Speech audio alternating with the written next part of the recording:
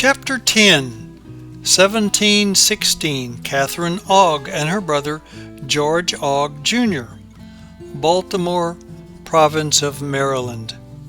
Hello again, I'm Jack Greeson.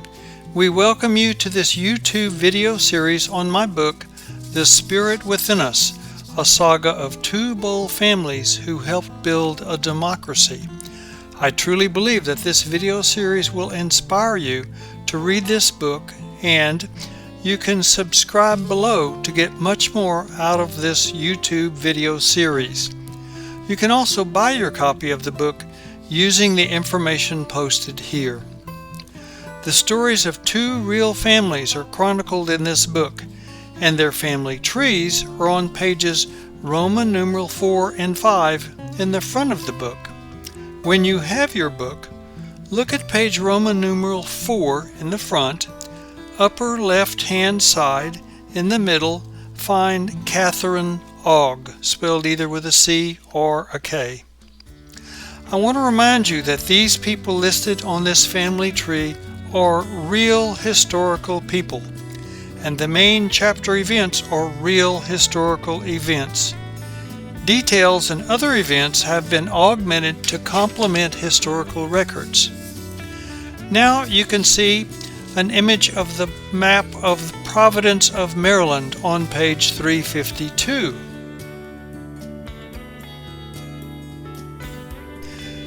We will begin this chapter at the Province of Maryland Assembly House, where a member of the lower house, William Talbot, began his booming speech. Here's AO, this assembly put forth a law for the protection of Christian beliefs, the Toleration Act, and we have faced challenges to it. I quote to you from page 354.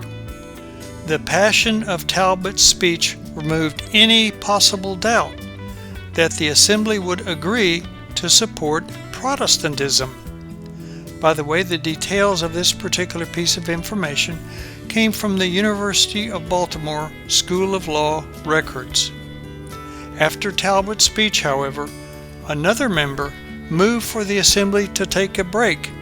Talbot looked ill, and I quote from page 355. They rushed him to a nearby Quaker physician for treatment, end quote. Unfortunately, a few days later, Talbot died from the measles. His wife, Katherine, her maiden name was Kathrine Ogg, was by his side. After a period of shock, Katherine pondered over her situation. I'll read to you from page 356.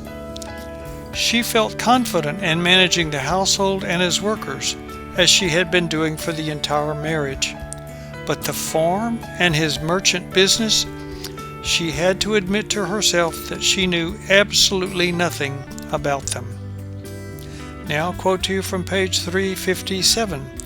She sent one of her farm helpers to go quickly to her father, George Ogg, Sr., son of William Andrew Ogg, see chapter 6, to notify him and to request his immediate assistance.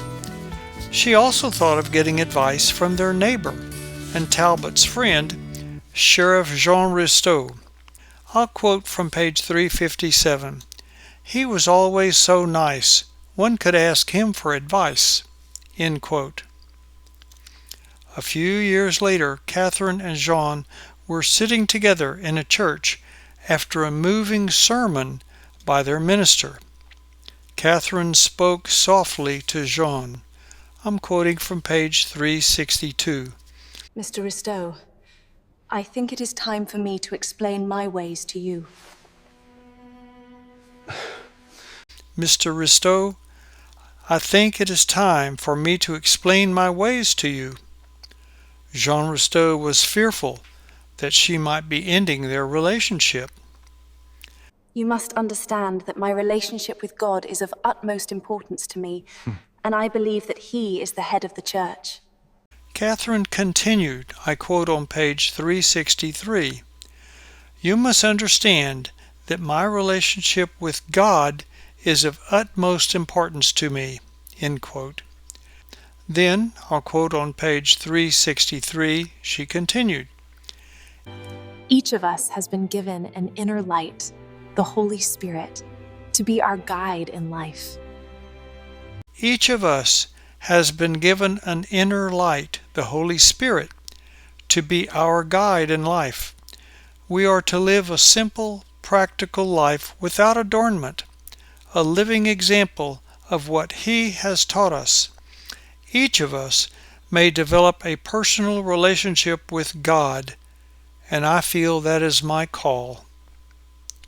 Jean's reaction, and I quote from page 363, Indeed, we are of one mind. End quote. Here we see an image of Conques, the church in Abbey with the priest outside. This is a beautiful place in the countryside in France.